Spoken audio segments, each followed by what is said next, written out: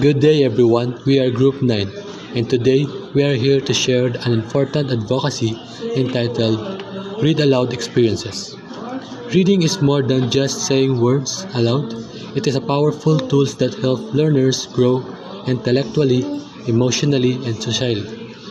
Through this advocacy, we aim to encourage teachers, parents, and students to appreciate the importance of reading aloud as part of every learning.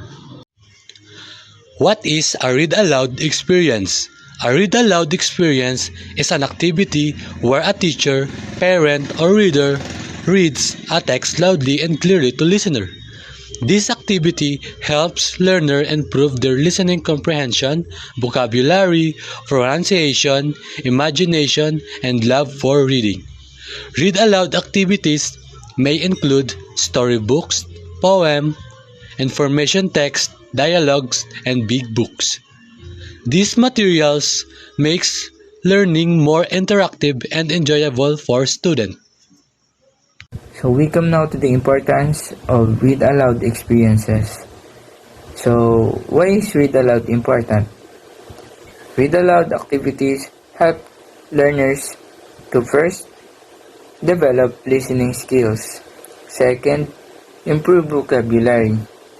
Third, enhance comprehension. Fourth, encourage imagination and creativity. Fifth, build confidence in speaking. And lastly, is develop love for reading. So when students listen to stories in discussion, they become more confident communicators and better readers. Types of read aloud experiences. There are different types of read aloud experiences. Number 1 is teacher read aloud. The teacher reads while students listen carefully. 2. Shared reading. Both teachers and students read together. Number 3. Interactive read aloud. The teacher asks students and encourages participation during reading. And number 4. Partner read aloud. Students read aloud with a partner to improve collaboration and confidence.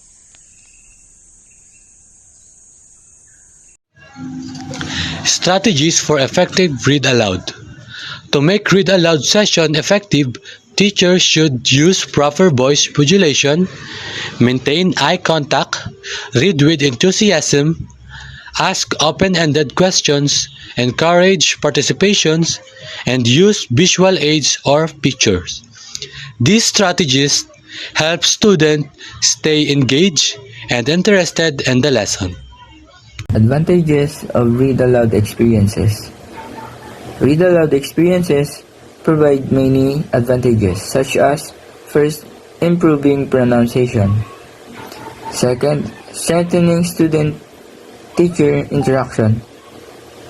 Third, developing critical thinking. Fourth, supporting language development. And lastly, making learning enjoyable. So this proves that reading aloud is not only educational but also meaningful and enjoyable for learners. In conclusion, read aloud experiences are important teaching strategies that improve learners' listening, speaking, comprehension, and vocabulary skills.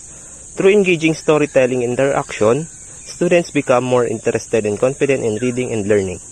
As future educators and learners, let us continue promoting reading aloud because every story read aloud can inspire, educate, and change lives.